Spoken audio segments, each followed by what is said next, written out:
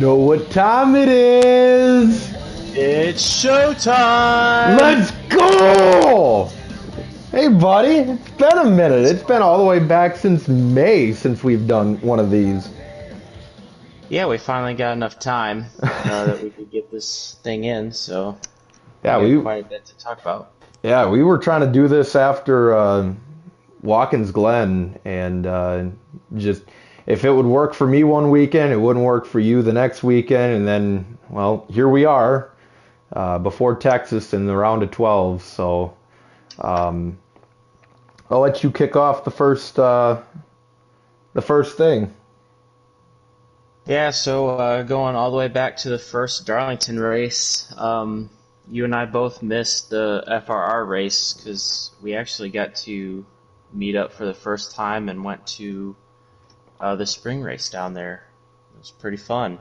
Yeah, I knew Darlington. I mean, it wasn't the Southern 500, so it wasn't like a crown jewel race, but just being at Darlington was a bucket list of mine, and to be able to go down there has been a dream of mine.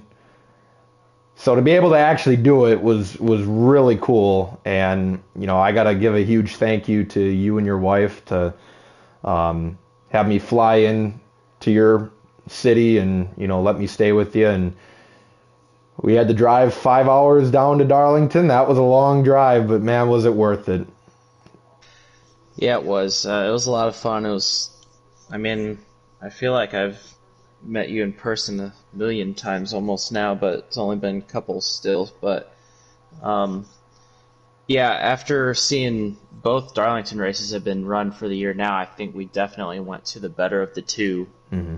Um, the the end of that first race was a little bit of a wreck fest, but at the time I didn't want Larson or Chastain to win. So to see Byron get the 100th win in the 24 car And do it in the and chrome illusion. in that paint scheme was, I mean, being a Gordon fan growing up, that was pretty special. And then, you obviously, I mean, we both got the shirt and all that day, and you had your stuff on, so that was pretty sweet. But that was a quick weekend. I mean, it was from when did I fly out there? Friday night or Saturday? I can't even remember. It was a quick weekend. It was a lot of Yeah, traveling, but Saturday morning. um, I would do it again in a heartbeat.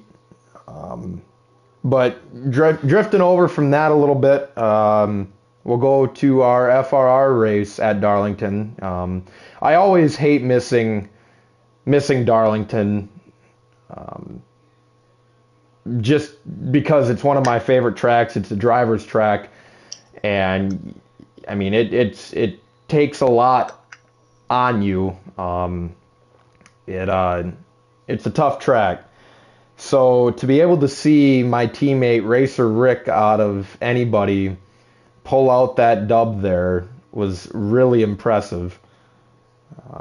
Yeah, I KB, mean, go ahead. so to context, I mean, we're still in the old cars, 2020 cars at this point, and we check into the hotel, and we're like, oh, the race might still be going or whatever, and we check in, I guess, near the end. The strategy's going on, people don't know what's happening, and we had to go back and we did our investigative work to try to see if it was legit or not. And to have him get the win, I mean, it sucked that we weren't there too, but to have somebody else win that's not in the normal, 5, 6 drivers, I think that was pretty cool. And I'm sure it's something he still thinks about.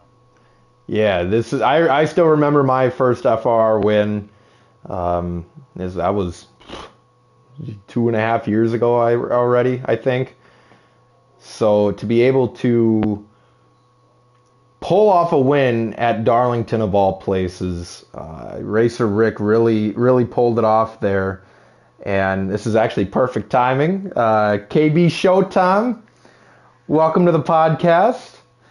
What's up, guys? Thanks for having me. And that's KB Showtime. Thank you for joining in. Appreciate you, buddy. And we'll see you All right. tomorrow.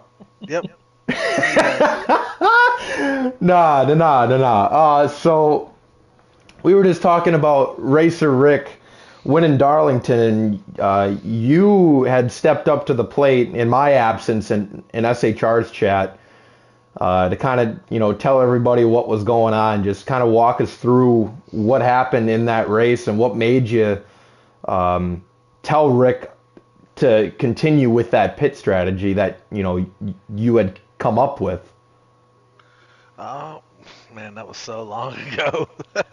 Oh, man. So, let's see. I think we had like back-to-back cautions where some people pit, some people didn't, and Rick did pit. And then the race keeps going, and we're hearing you gotta pit, and then we hear you don't gotta pit. So, as a team, we're talking how much fuel you got, how much fuel you got, and Rick's saying he thinks he can make it. But we're still unsure about whether you got a pit or not. But that got figured out, and I guess I encouraged him a little bit. I really didn't have anything to do with it. He drove his butt off and ended up in victory lane. I was really happy for the guy. Yeah. Go ahead, Matt. I was agreeing with him. I mean, I think everyone was happy for him once all the confusion got cleared up. On from that, it's the same time frame as that first Darlington race, but the field, FR shrunk down the field a little bit because if anybody remembers from Flash and I's last podcast, we did some hot takes on the FRR season at that point, and it was very frustrating. There was a lot of new drivers that came into this season, more new drivers than veteran drivers, and they didn't really know how FRR raced and the respect level that we all have for each other, and we ended up cutting down. I think at the time it was 5 or 6 drivers, and that had gotten rid of pretty much all of the cautions and brought FRR back to what it used to be last season. And I try my best not to compare playoff FRR racing against early season FRR racing because, normally the field will shrink down a little bit like it has now to 19 or 20 drivers, and it's a lot of the veteran drivers left, and the new drivers this season that are here have formed to FRR's racing style. So it's a lot cleaner, there's a lot less cautions, and it's a lot about strategy. And just early on in this season, it was really difficult because there were so many cautions. But, that seems to be fixed now. Would you agree, Matt? Yeah, the frustration level is pretty high for a while. We were trying to give the benefit of the doubt. Team Hendrick really, I think a couple drivers, the biggest thing was just trying to get the lag figured out. And then we've been running with 3 cars for feels like half the season now. I mean, other captains made decisions to let drivers go, and there was some arguing going on and some retaliation type stuff, and it's not being a captain this season is I try to speak up when I can, but I'm not going to overstep and tell people that you can't. If you want to let them go, you can't do that. It's ultimately their decision, and we've kind of been drama free for the most part the last few weeks, and it's just been hard racing. But over time, to have 28 to 30 guys show up for the entire season, I don't think that was going to be doable anyway. it always happens. The number's going to be down. So, but we've seen improvement and try to finish the year strong the way it has been. Yeah, agreed, 100%.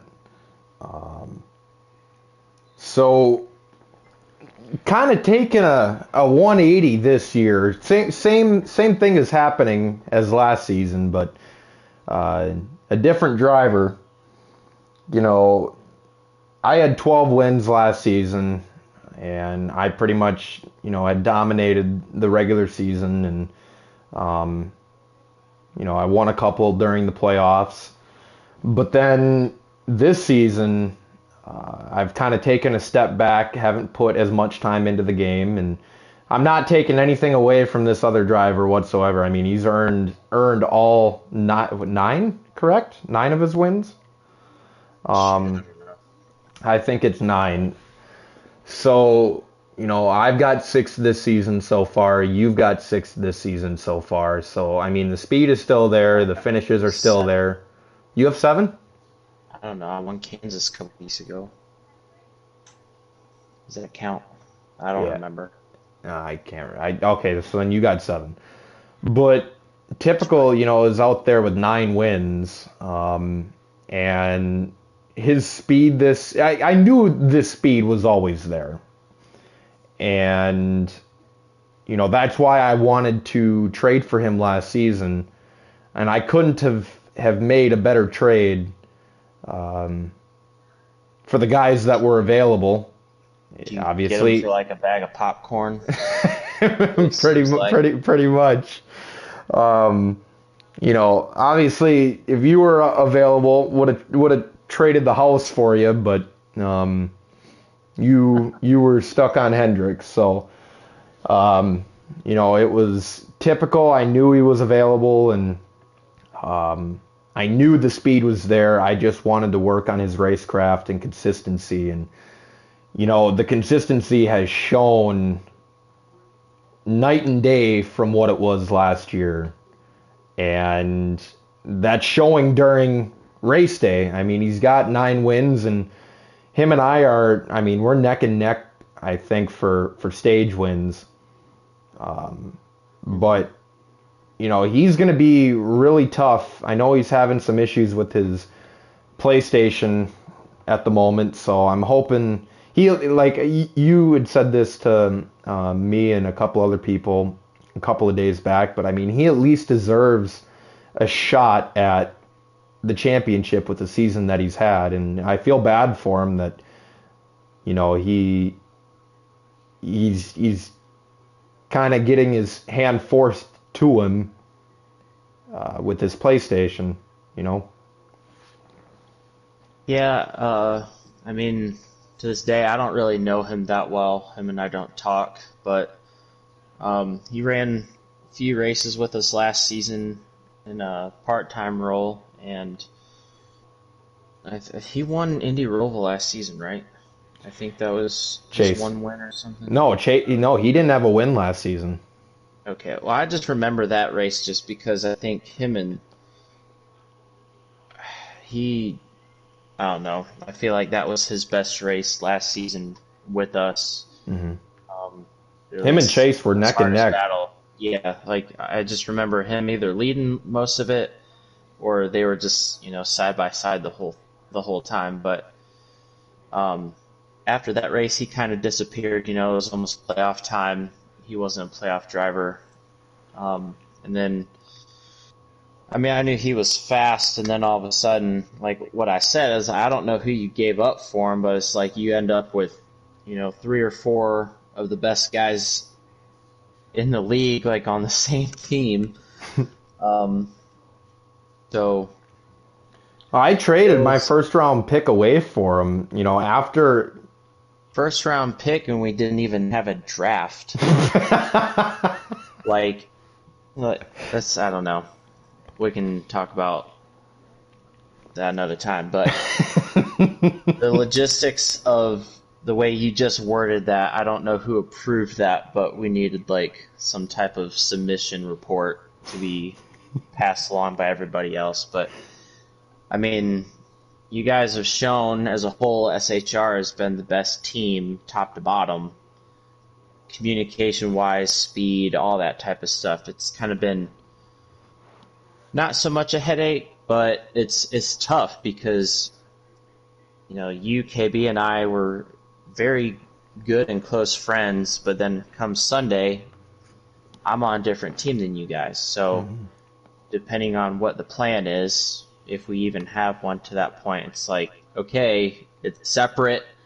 He's not in here. We're not communicating. How are we gonna execute a win? And it's, actually, I feel happy with the season I've had just because you and Typical,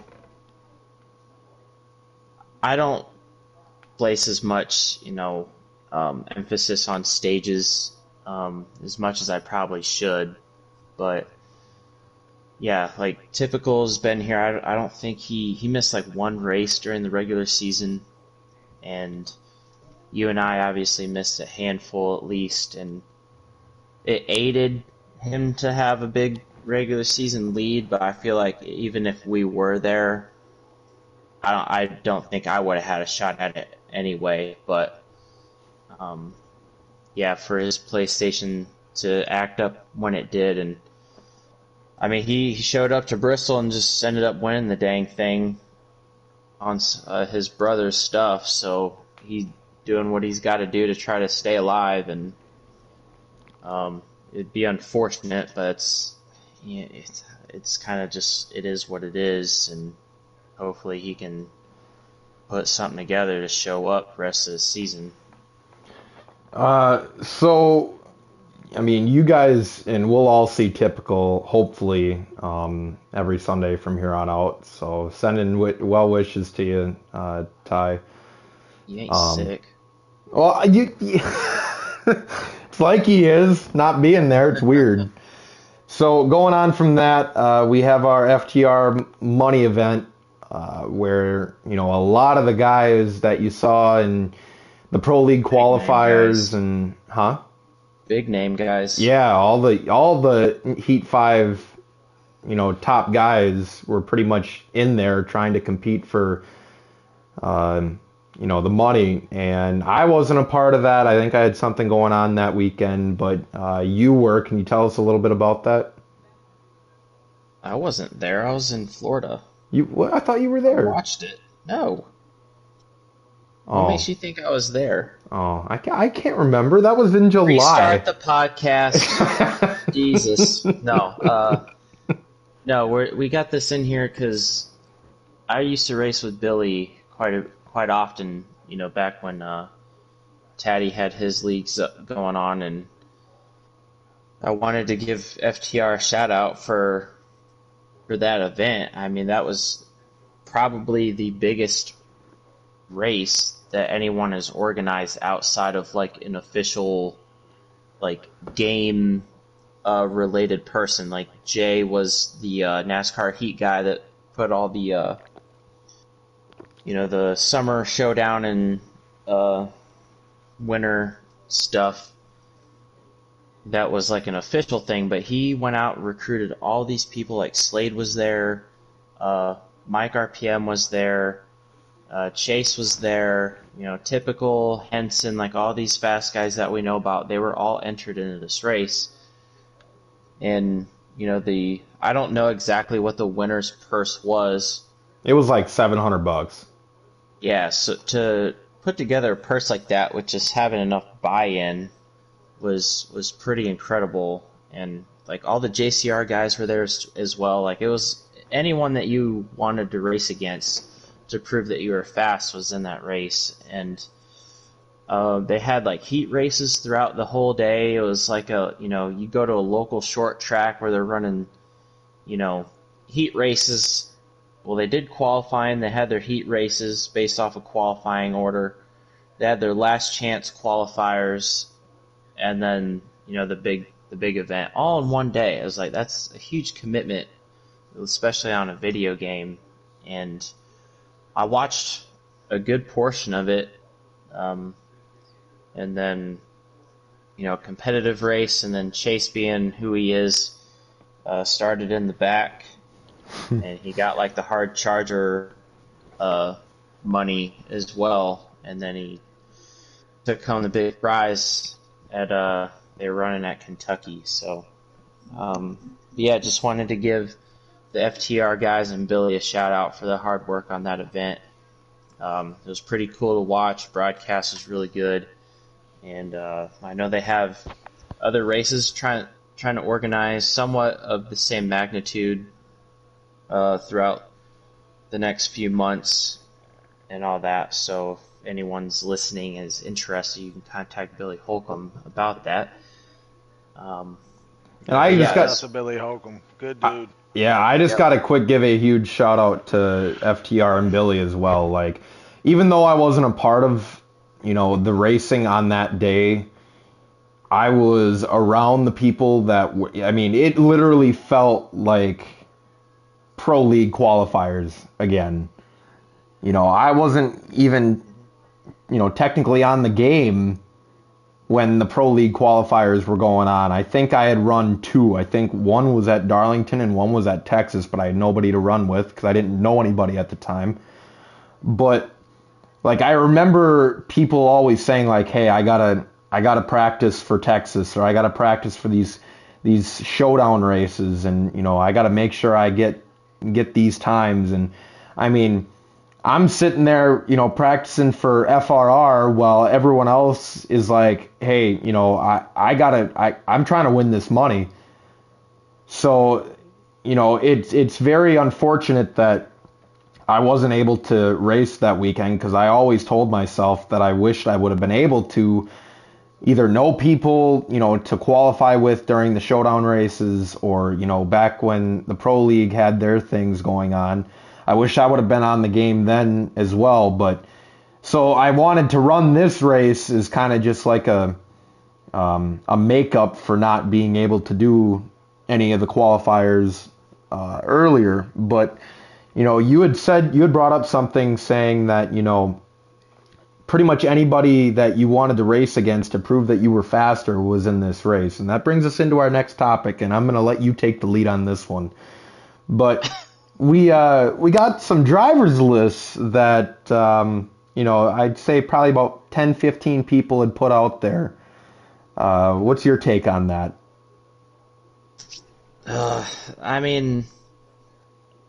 They can do them if they want to, but I don't see the purpose in even coming up with them anymore. Like, Pro League was a thing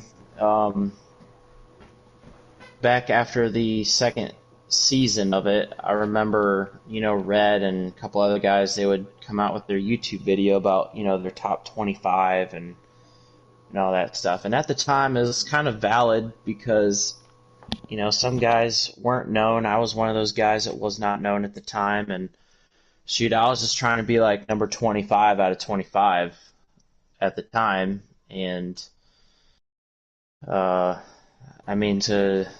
circle back around to like, oh, the current guys, this and that, as I don't get the point of it. It's, there's no professional platform for us to compete like that anymore. It's like there's different leagues, different talent levels, and it's kind of pointless to me because everyone's going to be different.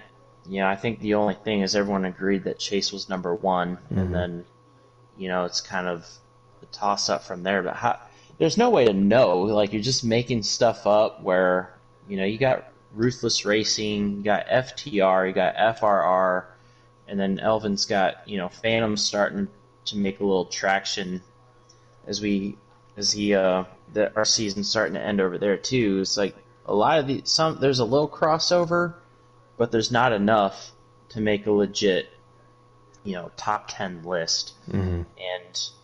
And they got Clashin' and JWoww and those guys on there. It's like they don't even, Clashin' I think runs Ruthless, but not consistently.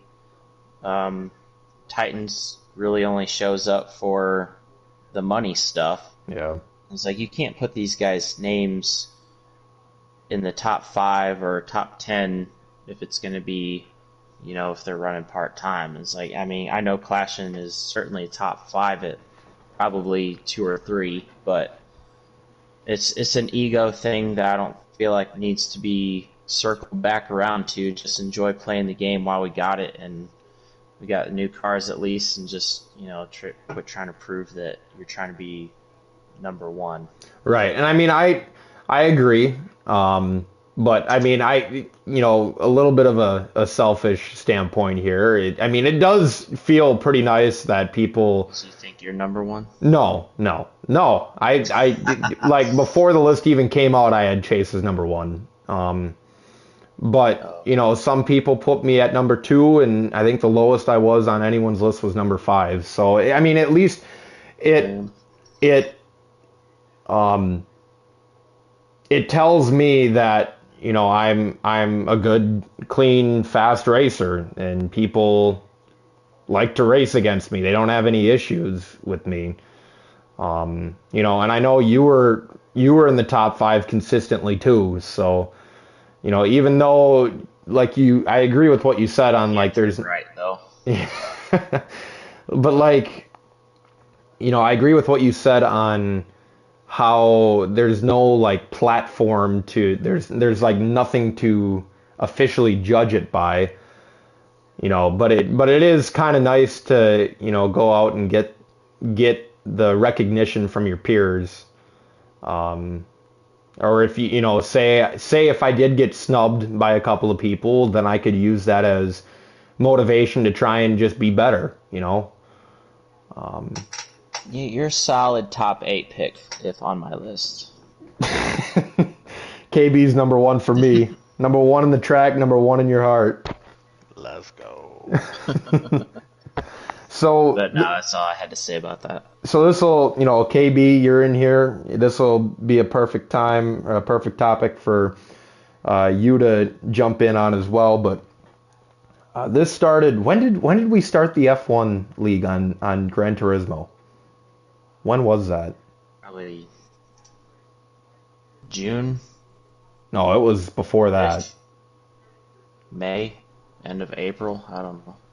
So, check Discord. KB Showtime.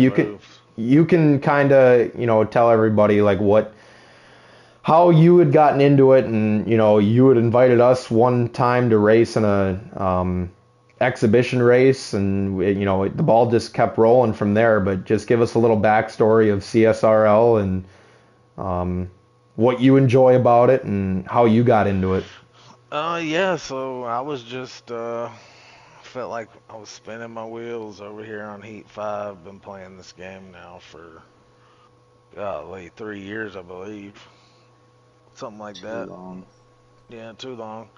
But anyways, I was looking for something new. I'd had Gran Turismo 7 for a while, and I was wanting to look into getting into some leagues so I could enjoy the game a little bit more. Just stumbled upon them. I think I did a Facebook search or something, and got in touch with the head admin, Shredda, and they ended up turning it into a Discord. Invited you guys to come over, and they're very organized. They put out great flyers, race lots of different cars. They got premier leagues on Mondays, do some exhibition races on Wednesdays, and a bunch of good dudes over there. It's been a lot of fun. I've really enjoyed being on GT, just a change of pace for non-NASCAR. A little different physics and different tracks that you hadn't raced in ever. It's a lot of fun over there, though. I've really enjoyed it. I was really happy you guys came over and have enjoyed yourselves as well. Matt? I was checking the stands. I think it started middle of April, and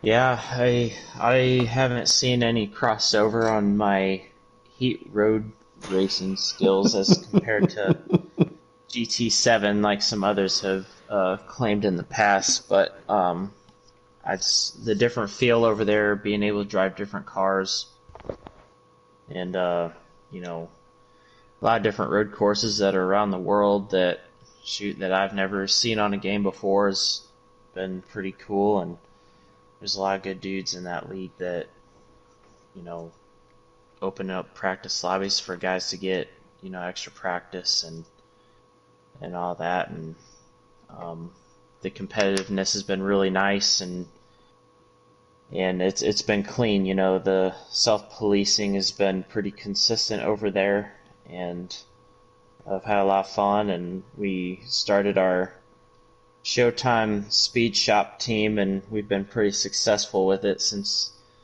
we got into the GR3 and 4 cars for this season. So hopefully get a little more success, and then I guess I don't really know what happens after that, but we can keep winning, hopefully.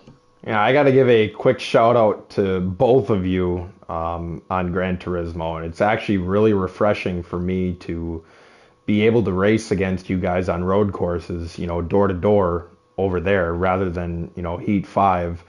And I've tried my damnedest with you, Flash, to try and see what I could, how I could help you over here to get the same kind of speed that you have over on Gran Turismo. And, I tell everybody over here that both of you are leader cars over there, and, some races faster than me. And just the driving physics over there, it's a complete, obviously, it's a completely different game, completely different feel, completely different physics. Feels more realistic than Heat 5.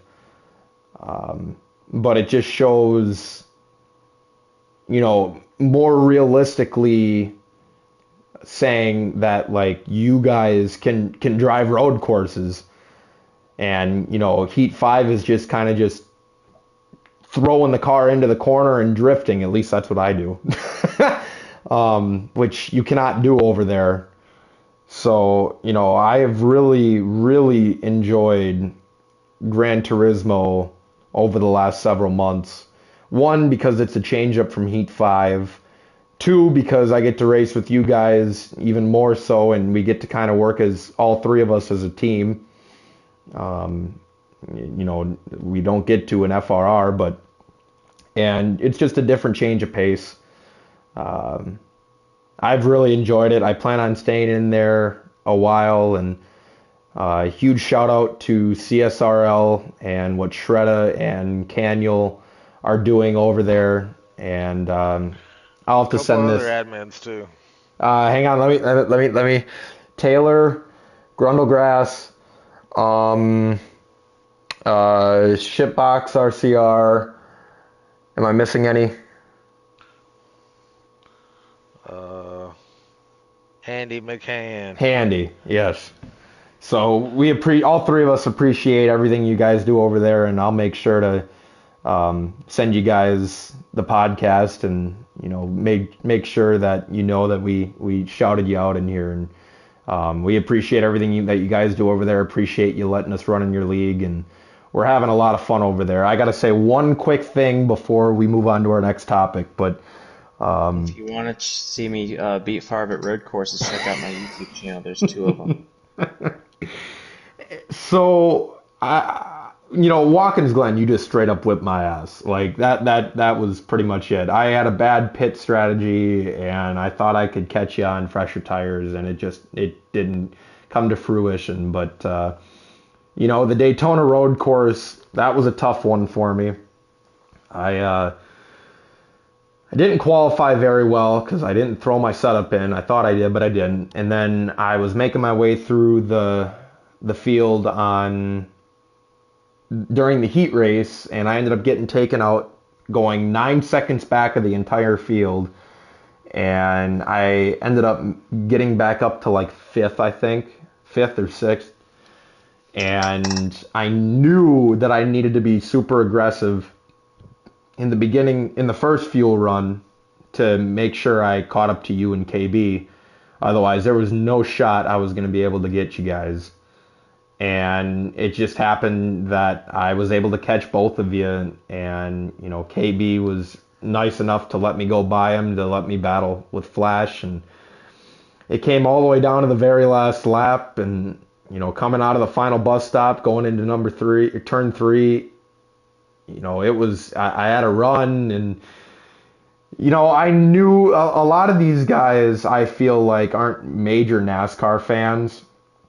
So, for KB, Flash, and I to be able to race Daytona Road Course, like, people know Daytona Road Course, but we know, like, drafting and blocking. And so I knew coming out of that bus stop, going into the final 2 turns, that it was going to be tough to try and get past Flash 9. And he ended up putting a really good block on me. Looking back at it now, I should have just tried to do a couple other moves to try and get him to think a little bit, but I didn't have much time. I had one shot, and that was it. Shouting out Sniper real quick. I appreciate the message, bro. Oh, I didn't. I'm not even He didn't looking send at it to you. Don't worry about it. it. He knows what's up. We'll just leave it at that. But no, I mean, Flash, it's like I said, it's super refreshing for actually both of you to have the kind of speed that you do. I remember the first time that Shovel was practicing with us for our one of our league races. I think might have been at Spa in the F1 cars, and I remember the next day he messaged me and he's like, "Dude, like, was that Flash driving?" And I'm like, yeah. And he's like, I would have never have thought Flash would be that fast on a road course on any game." And I'm like, "Dude, I know. It's crazy the difference from Heat 5 to Gran Turismo." And KB, like, I mean, you got to win this season at Spa, but I feel like your shining moment were those F1 cars. You were flying in those things. Yeah, until you guys figured out how to drive them. And then I was racing for third or fourth. Oh, it was fun. I think I won the first 2 races of the season. You did. And I think I ended up winning one later on in the year. Oh, so Came up just a little short in the championship, a couple points. Yeah, that Brands Hatch race was really fun. I ended up lagging out, and that's a sore subject. But what was I gonna say? Lost my train of thought. Cool. Next So topic. switching. Oh, I know what I was gonna say.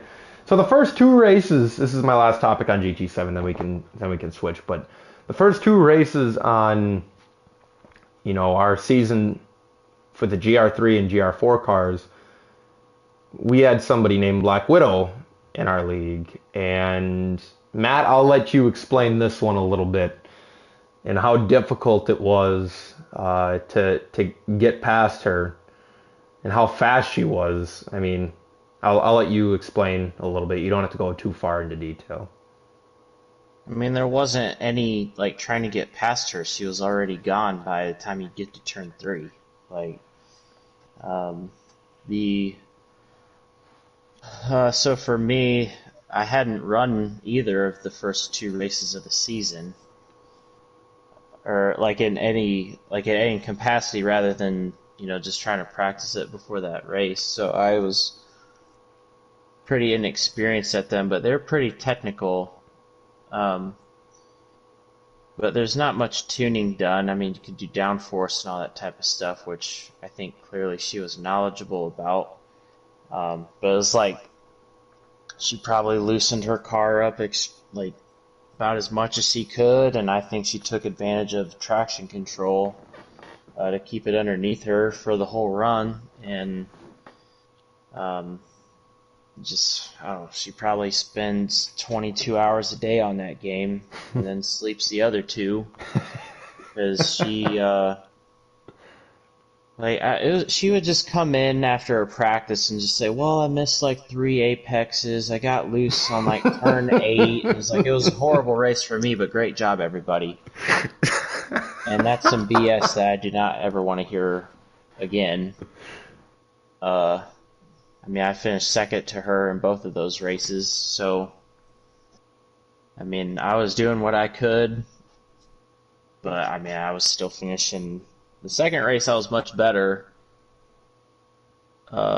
I think I was like 20 seconds behind her at the end of the race. That's not funny, but just the way you said that. I think I did better and was only 20 seconds. Like, Well, so yeah. I mean, I had gotten up to second place and I went off track. So I mean, I Oh. had self-inflicted mistakes that added to her margin of victory. But um, you know, I felt like I was pretty fast at the second race. But I mean, go ahead. You can brag about No, no, how no, no, you no. That's spanked not. her and all this other stuff. I know where you're going with it. No, no, no. That's not what I wanted to say. Just like, I mean, there's been what I was gonna bring up was like it's. I mean, there's a lot of competition over there. And I was lucky enough to get that race from her, but it was very, very, very difficult. You Um, caused her to have a meltdown. Now she can't race with us anymore. hashtag free shredder. Oh my God. But yeah, we race. If you want to catch the CSRL races every Monday night at uh, They start six at Qualifying like starts at 6:30. 7:30 Yeah. 6:30 Eastern. Eastern time.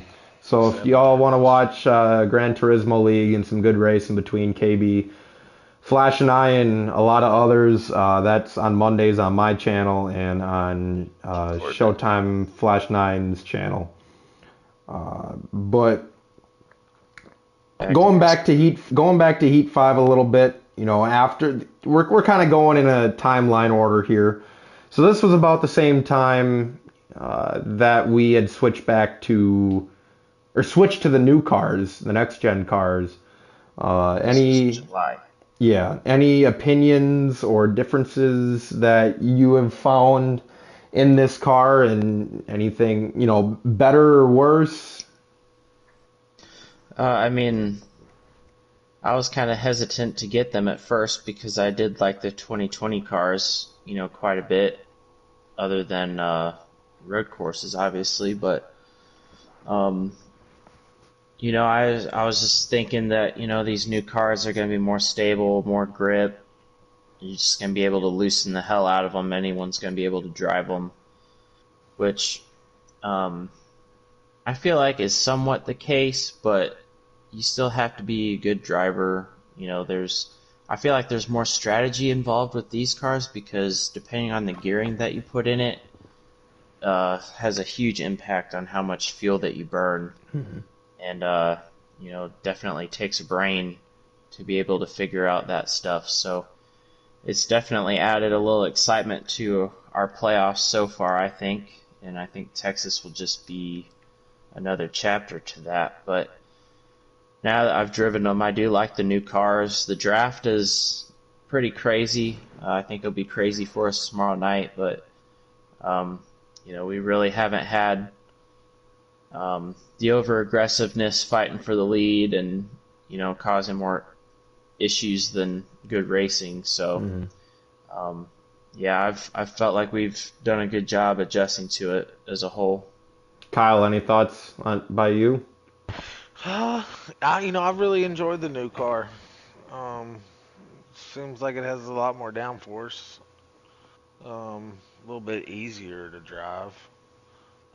But I've really enjoyed it. I think I've had some good success since we've been a little more consistent, I Mhm. would say, since we went to the new cars. So I'll agree with you when you say that they're a little bit easier to drive. I mean, there's a lot. It feels like there's a lot more throttle time in these cars than there were in the 2020 cars. But I will say, and I heard Flash say this during our Richmond race, is like you have to drive these cars if you want to be a leader. Like you have to drive the shit out of these cars to like they're easier to drive, but I mean you have to drive them hard to stay in the lead. Like it's very difficult to, especially at short tracks, to make sure you. I mean, you got to be perfect with them. I like the feel of them. I haven't driven a 2020 car since I did my one-off race at WWT with Phantom, but comparing the two, I would rather drive these cars. Maybe it's just because I'm used to them now, but maybe we could get, it's your bro Chase over here one of these days, maybe. Nah. But going, the first race with these cars was Atlanta, and I don't have much to talk about. I think, oh, that was the race where SHR was top three in stage one, and we ended up going three wide for the stage win. Perky ended up getting that stage win. May or may not have been orchestrated to go three wide like that, but we were far enough ahead. But I ended up lagging out of that race in the beginning of stage three, and it sucks because I was in a really good position. I wasn't leading, but I was in a good spot. I know Atlanta is one of the tracks you look forward to the most out of any race during the season. Flash, take us through your race there a little bit and what you did differently, not setup wise, but what you did differently trying to acclimate yourself to these new cars from the 2020s. I mean, you could certainly loosen them up. It's just, I don't think there was a whole lot of difference for Atlanta. I mean, you're a little bit slower, but trying to figure out the gear was a big part of that race, and I felt like I had a really good car, and I knew your whole team was clearly fast, so I was outnumbered 100%, but I was at that point I was let's see.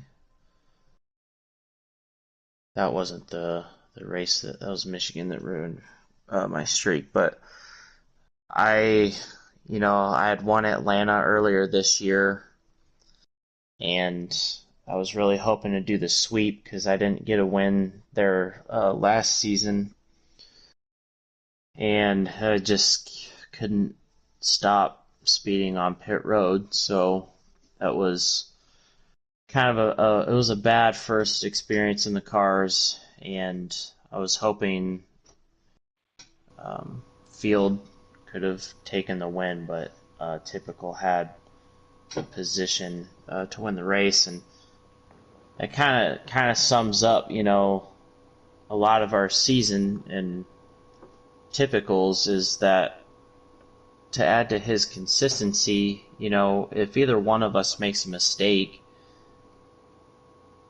he clutches up and he ends up getting a win. So, I mean, you had lagged out, I kept speeding, he ends up winning the race. Speeding, spinning, same difference. Yeah.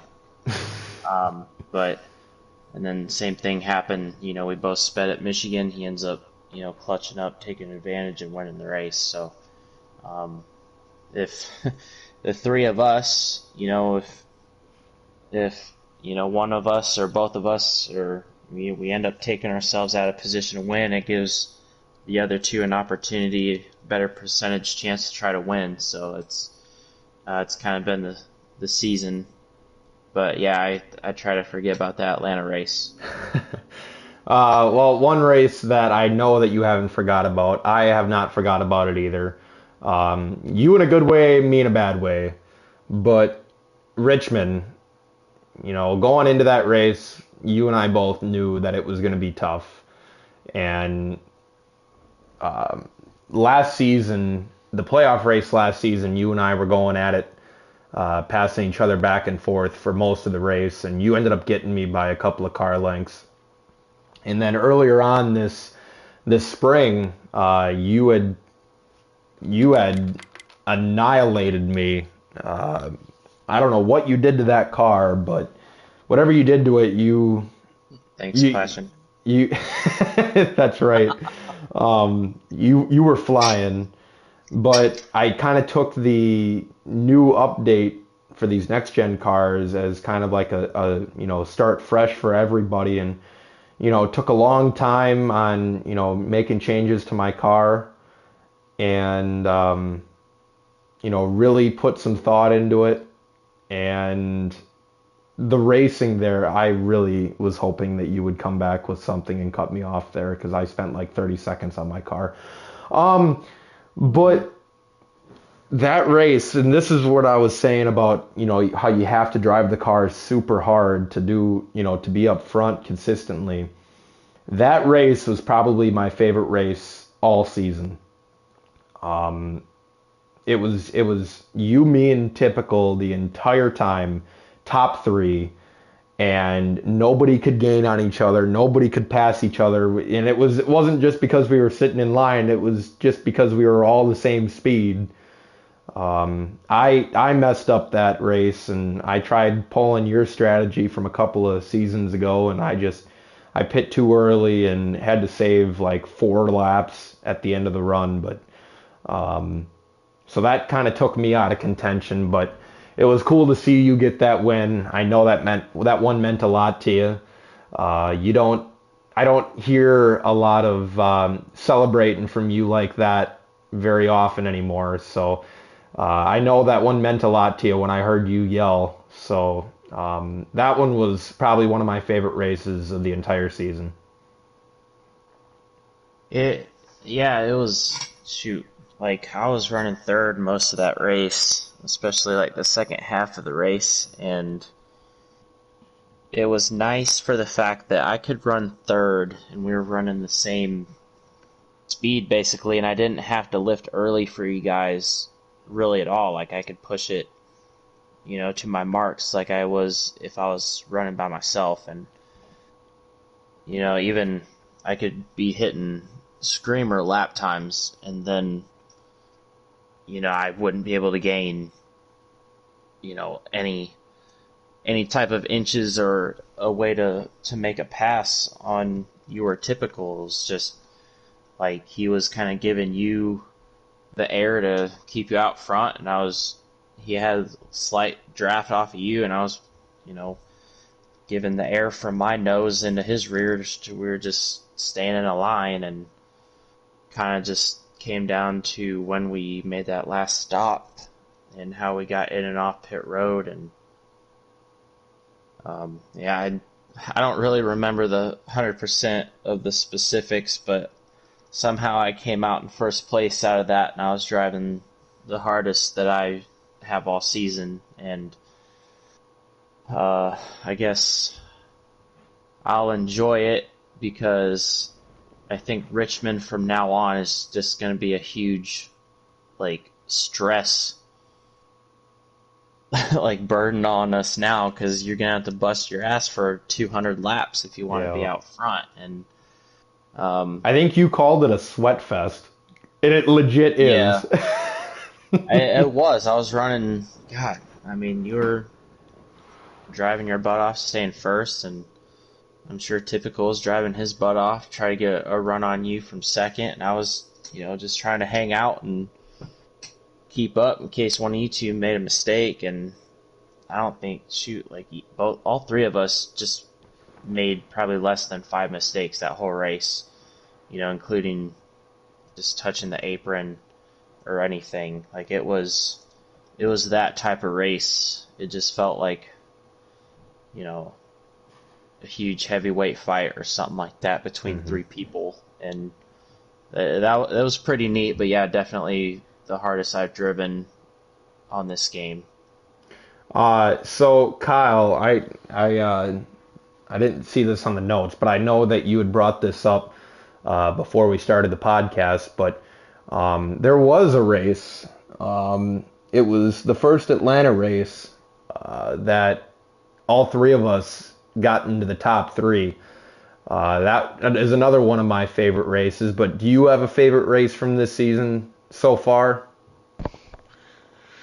I mean, for personal reasons, I would have said Dover.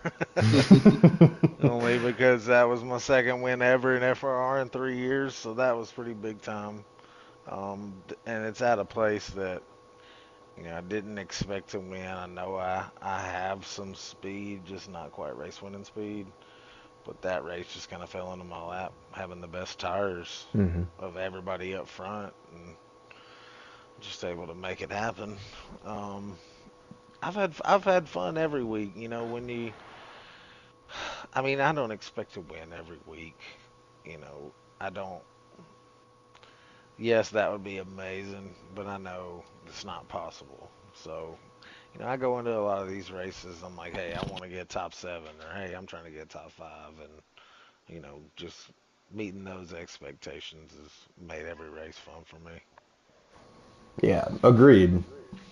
Um, so with that, that'll bring us into, we're now in the playoffs, and we just had our first round of cuts, and I believe, quote me or don't tell me if I'm wrong, but if it's Racer Rick, Pittman, and Hick Ross, correct? Yeah. Racer Rick, nobody, I didn't know who he was to start the season. Just to be able to make the playoffs, I think is a huge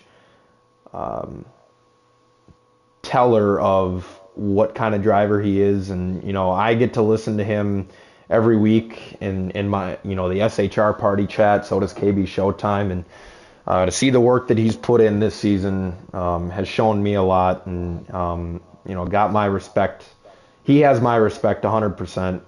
And then, Pittman, he always seems to make the playoffs. And Hick Ross, he was another new driver this season from JGR, and shout out to him for making the playoffs. And he was one of the drivers that I would say that could have worked on a couple of things to start the season, and he's really improved from what he was at the beginning. So even though people got to get cut from the playoffs, just take this season as a learning experience. And you guys have really improved and opened at least my eyes to the kind of drivers that you are.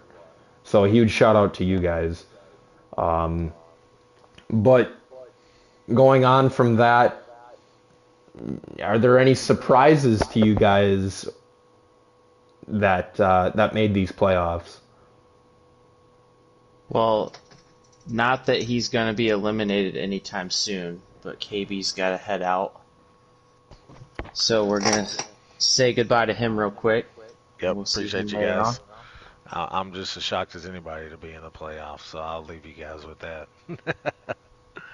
Appreciate you guys having me. No, I appreciate you coming in, Kyle. Anytime. Tighten up. Tighten up. So you said surprises in the playoffs? Yes, sir.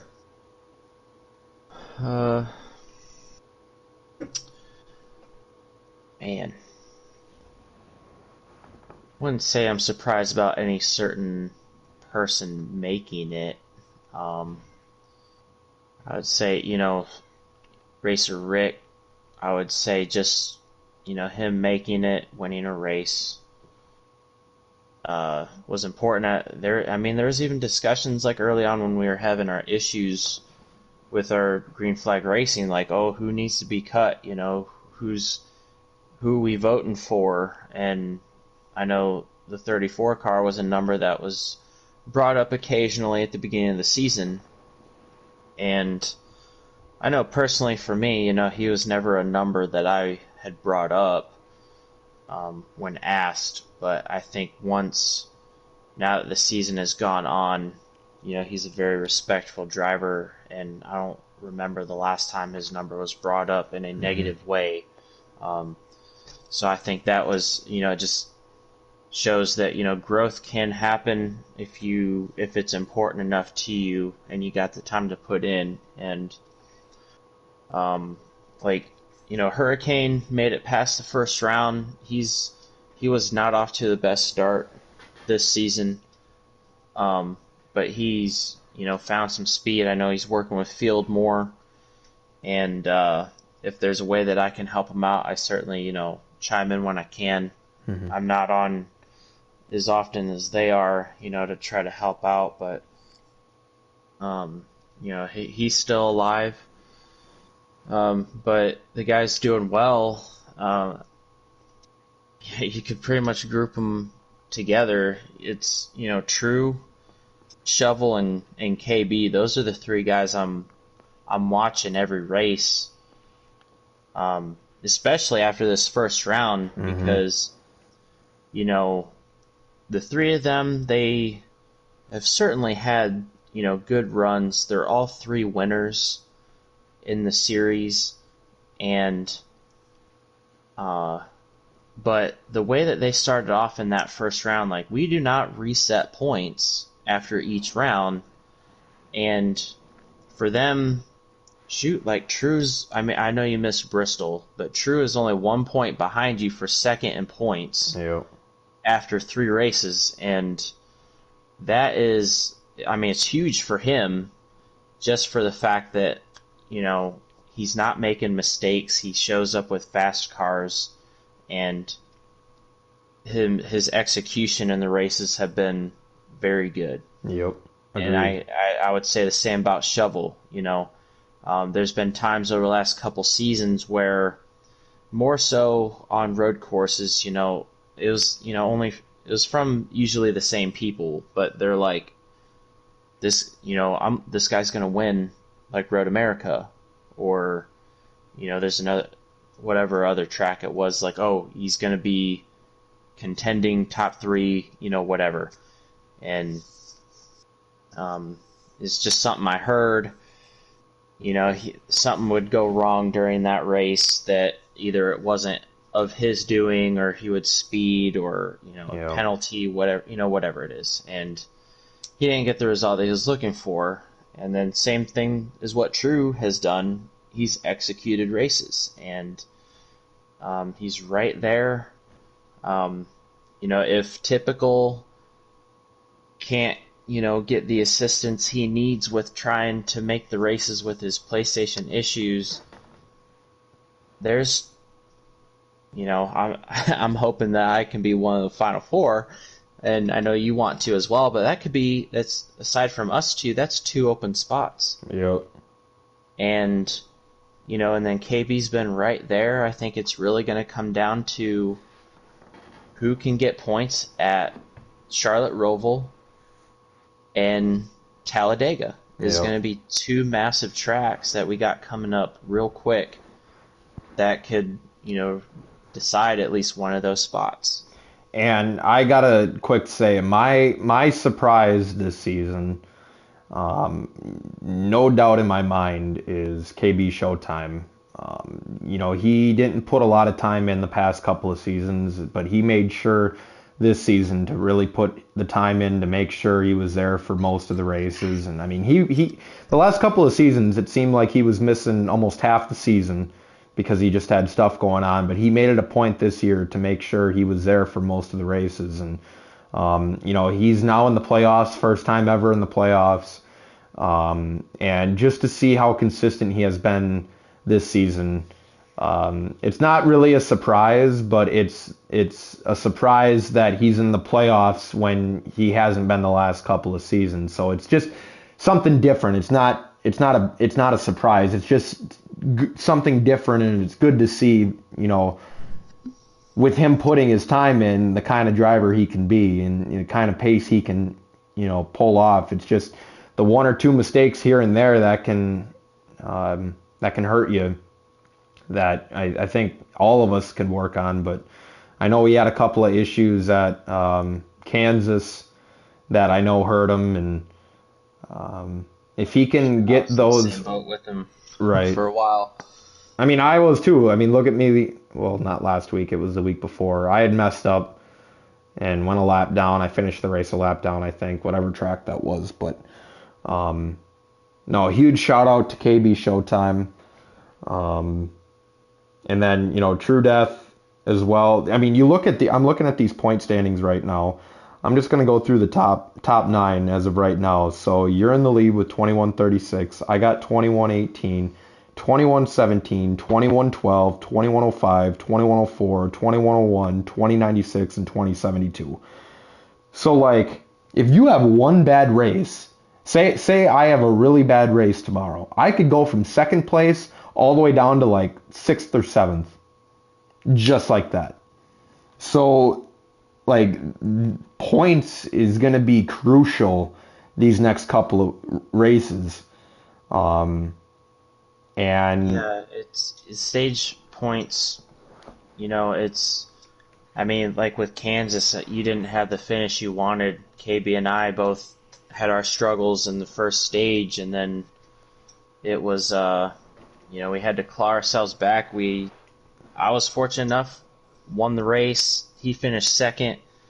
But I think a perfect example was, I mean, he was one of my original Final Four picks, but he had an incident that wasn't of his doing at Bristol. Now I went back and watched his stream. There was a slight lag from Pittman that, he wrecked, fell a couple laps down, and hang on, my wife is texting me for a second. I'll get back to it.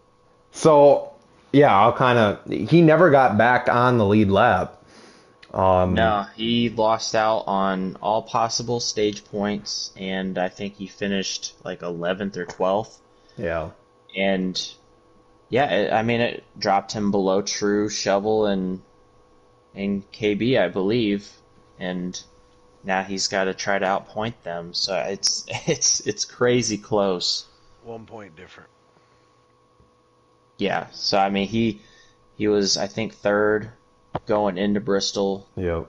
Had something happen that And now he's fifth, but he couldn't recover from, because we had a low car count too. I think we only had 15 cars out of the 19 or 20 that's been showing up.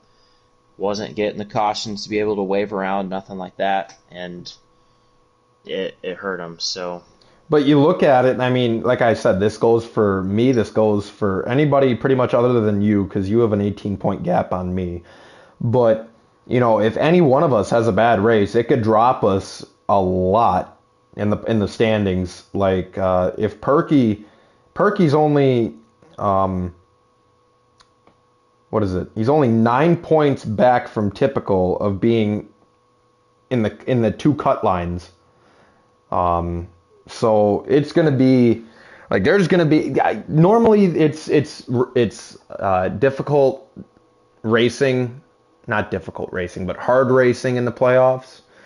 But now with these points, with how they are, like everybody's going to be fighting for every point that they can, and it's going to be going to be some really, really difficult racing in the next couple of races. I think Texas for us tomorrow could get a little chippy.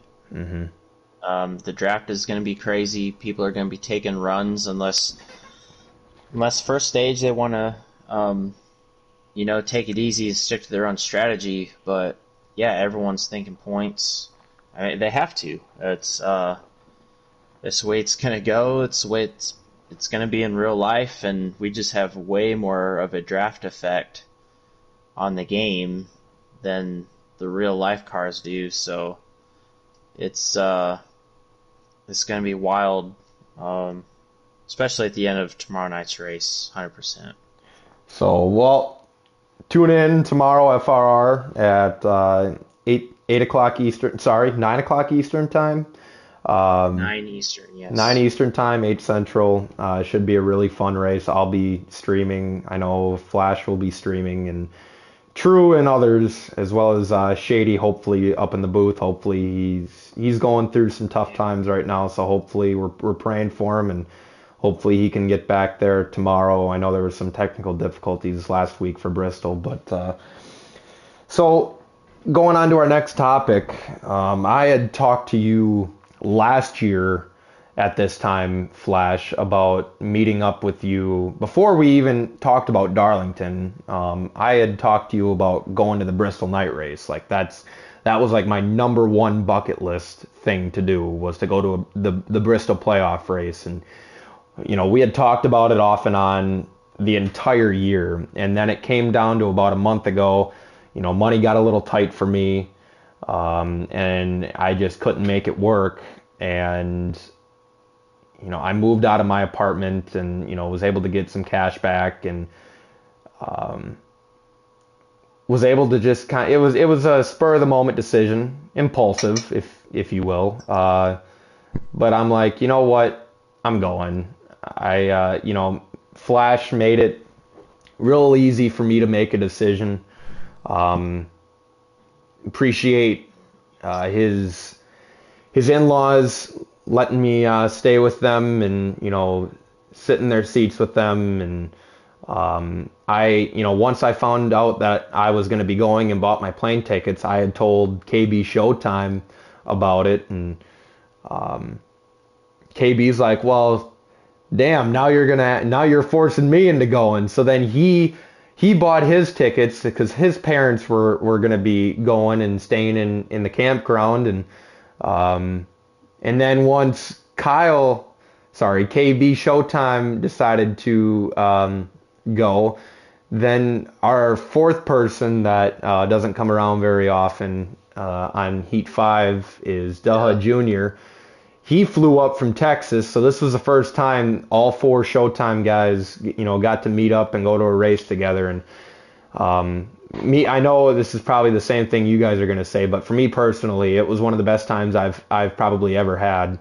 Flash, you had said this, when you were talking about Darlington before. It feels like I've met you guys a million times before, but it was only my second time meeting KB. He came up for the Packers Titans game to Lambeau last year, and I got to meet Flash 9 in Darlington in May, and it was Flash and I's first time meeting Daha, and we got to go down on the track and take some pictures with some drivers, and got to see Flash 9's lookalike of Jeb Burton and take a picture with him, Carson Hocevar, and got to have a really amazing time. You guys are truly my brothers, and I've become closer to you than probably anybody in my life. Trevor's out there, my best friend, obviously, but you guys are for sure right there.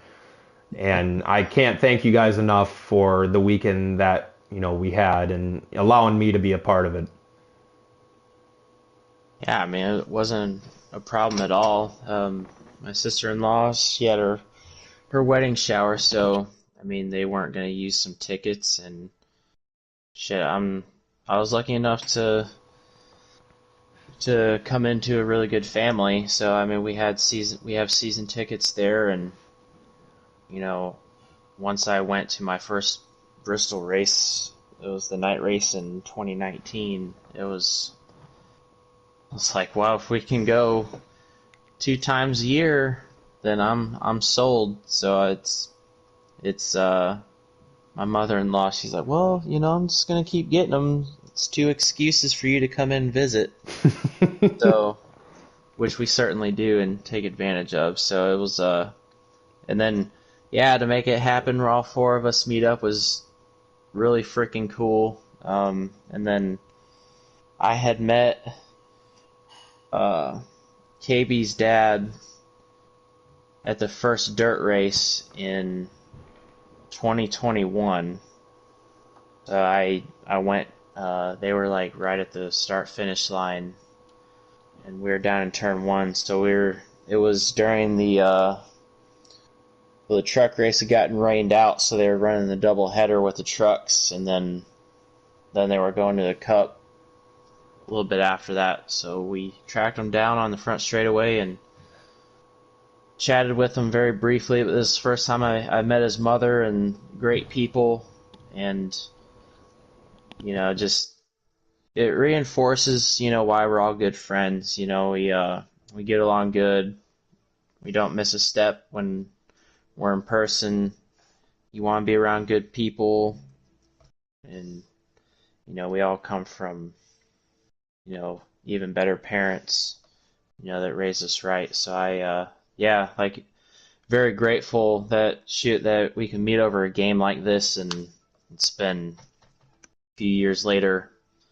Saw a great race, and had a great time in the campground. It was a pretty sweet experience. I don't really get to hang around campgrounds or nothing like that anywhere else. So it was nice to see what it was like at the racetrack, and yeah, hopefully we can do it again. Hopefully we can get to Talladega here, maybe next year or something like that. But if not, I'd love to make Bristol happen again. Oh, for sure. I am there 100%. My ticket's already booked for next year. 100%.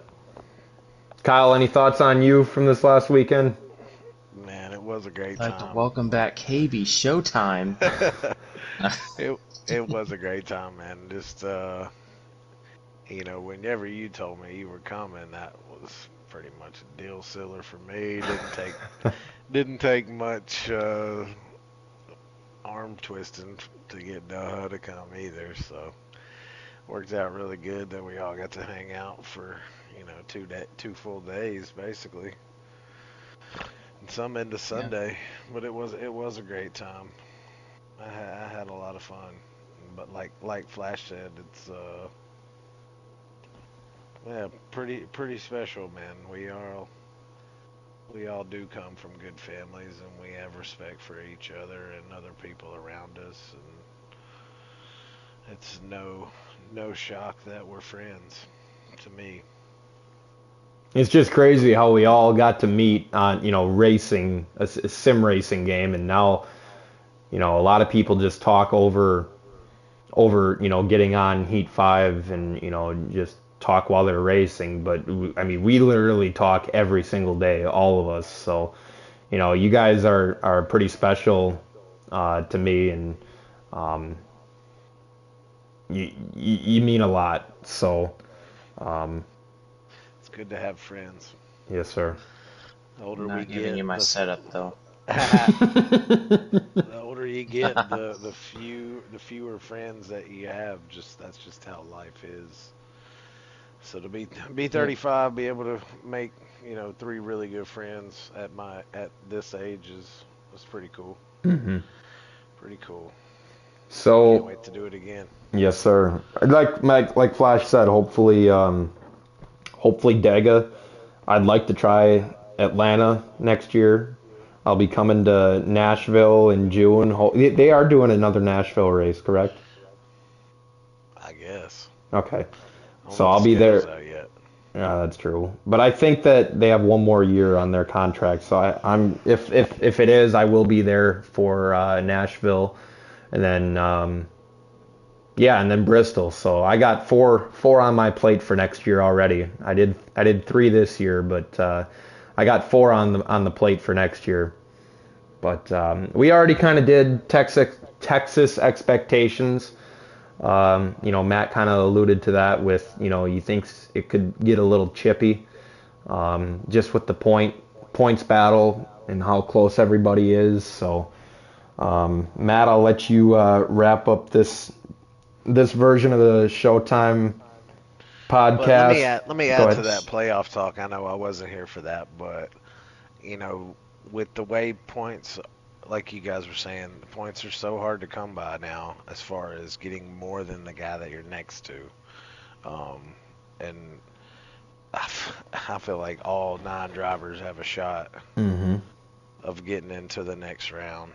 Matt's really the only one that's in good enough shape to not have, the greatest of races, but he's still got to have good ones for sure. hmm And if Typical keeps showing up, he's going to come from the bottom. He'll be up there. I can't ever count him out. But it's pretty special. This is my first year to make the playoffs, so I'm excited to race with the same guys we've been running with all year. But it's just somewhat of an honor to be in the playoffs, and hopefully I can keep this thing going. And Yeah, I don't know if you were listening to the podcast after you had left, but I had given you a shout out just saying how proud that I was, and I'm sure Flash is too, of you, and how much time you've put in this season, and it's shown with your position standings and your race finishes, and you've really shown everybody. I mean, Matt and I kind of already knew like what you had for speed.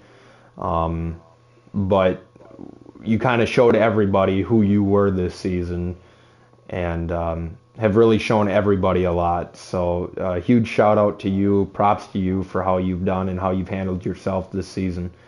There is one more topic that I don't think we've brought up. So kind of created a little bit of controversy, but there were some name changes this season. Right before the championship race last season, and I didn't take offense to it, but I kind of used it as even more fuel when I saw Showtime Flash 9. Like, I didn't really put two and two together that like he was doing it for KB until after the race, and I talked to him and I'm like, oh, that makes a lot of sense. That would have been cool, but like I just thought it was going to be a name change that he wanted to be in victory lane with, and I'm like, okay, like no. And we were all friends at the time, but throughout this entire season, I feel like we've just grown closer and closer to each other, and I was kind of kicking the dirt on if I wanted to change my name or not, and it wasn't anything against FRR. It was just I wanted to show, KB put the right word out for this, but kind of like a brotherhood of Showtime, and just it adds a little bit of a zing to the PSN name, but on the other hand, it's pretty much just showing that like these guys are my boys, and we still race against each other every Sunday. It's not like we're working together and getting all these setups, and that ain't it. Like we're working to be better than each other every single week, just like we have the last 3 seasons, 4 seasons, 5 seasons, how many ever seasons it's been. It just, the Showtime name is out there, for me at least, just to show that these guys are my boys and ride or die. But kind of got a little bit of a kickback from that, from a previous name change a couple seasons back. So, but it seems like we've kind of cleared the air on that, and I'm thankful for that people don't see us as these people. So, but I'm glad to have the Showtime brand on my name. Hopefully I can be the Showtime that goes across that checkered flag at Phoenix, but I know that there is a good chance that I might have a shot, but there's a good chance that Flash or Typical or a wild card could be in there too. We don't know what to expect at Phoenix, but I just wanted to allude a little bit to the Showtime name. I don't know if you guys wanted to say anything about it. I'm a real one. I changed it when it wasn't cool, and now it's cool. Favre's just the one that gets the ball rolling. I started it 12 years ago when it wasn't cool. Whatever made you... Go ahead. Oh, I mean, KB's always been Showtime on the game as far as I'm aware, so... Yep. We've had a good friendship even before when we met each other in a rather quickly defunct slider league, and just kind of sparked conversation. And yeah, it just happened to be before the championship race. It's the only way I changed it. I was like, well, I'm just gonna be Showtime, and it's kind of our own brand. If people want to say something positive or negative, that's not up to us, but I just, we want to be fast and good dudes, and it's our friendship that we all changed our stuff to, and now we're trying to, it's kind of like our team, in a way, on any racing game. We just try to collect some checkered flags with it, so that's really all it is. That's right. Checker flag chasing. So Flash, I'll let you do Well, I think you were the. about to ask me something. Oh, Where the oh Showtime yeah, came from. yeah. Like, what made you? Sorry, what made you? Man, so for me, Showtime started. So I played baseball and football growing up, but I played some college baseball. But Showtime for me was just a mentality. It was just a place I could go just to really get in that zone. At just to competing at a high level, just mentally, it's Showtime. You just got to go to a deep dark place and show out. So it was just a mental. It started as a mentality for me, and then I put it into my Twitter name when Twitter came out, and then it was my PlayStation name, and just kind of hung around ever since then. But I think it's evolved into a great, you know, racing, racing themed nickname. You know, Yes, turn sir. on the lights. That was just one of my things. The lights come on. You knew exactly what time that was, and it was um, showtime. quick shout out to Scotty B. I see that he had commented on the stream, but appreciate that, man. It'd be awesome to meet up with you at Dega. But yeah, quick one last thing, and then I'm very curious to Jeez. hear what Flash said or has to say about the outro and what he came up with. But um, Scotty B came back this season at Watkins Glen, and I know a few people have been kind of not super happy with it, but man, I love it. Like, I want the most competition that I can get, and the caliber that Scotty is. I always told Bro, myself when I first started in the league, because everybody was talking about, oh, Scotty be this, Scotty be that, and I'm like, well, Hmm. I want to try and compare. Maybe it's the big head of mine. I try to stay humble, but I this is but I getting but I wanted sideways. to I wanted to just compare to see how I could compete against him, and it's been nothing short of what I thought it would be since he's came back. So, Scotty, I'm happy you're back, and looking forward to racing against you the next couple of weeks for that. Well, go ahead. So let's make this clear. You just said you want to compare with Scotty B because you got a big head. I said maybe. Hmm. Well, it's kind of pretty Man, much what it is. hey, the guy is pretty good though. He's clean, he's fast. We're all lucky that he wasn't here at the beginning of the season, or he'd also be fighting for this championship. I mean, there's no doubt about that. I got to talk to Scotty, I guess, at Bristol. Couldn't really hear him, but it was cool to meet you. Appreciate you tuning in. I just got to say the highlight of my racing career against Scotty. This is just with Scotty was that Darlington race. Going side by side, we were probably side by side around the entire track, probably 15 total laps throughout the entire race. It was pretty badass. Not too many people that I know can do that, so that was really cool.